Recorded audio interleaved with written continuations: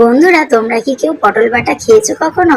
যারা খাওনি তারা অবশ্যই পুরো রেসিপিটা দেখো আর এরকম ভাবে একবার করে খেয়েই দেখো। আমি বলছি দারুণ লাগবে খেতে।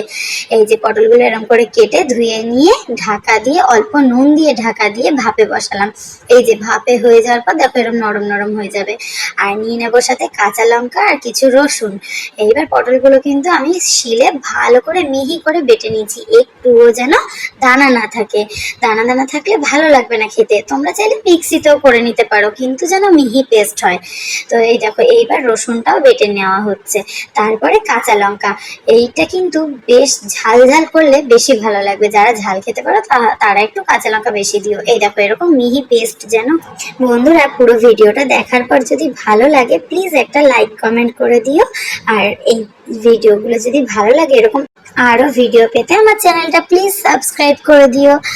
আর এইবার কড়াইতে আমি তেল গরম করে নিয়েছি, আর তাতে কালো জিরে ফোড়ন দিয়ে দেবো।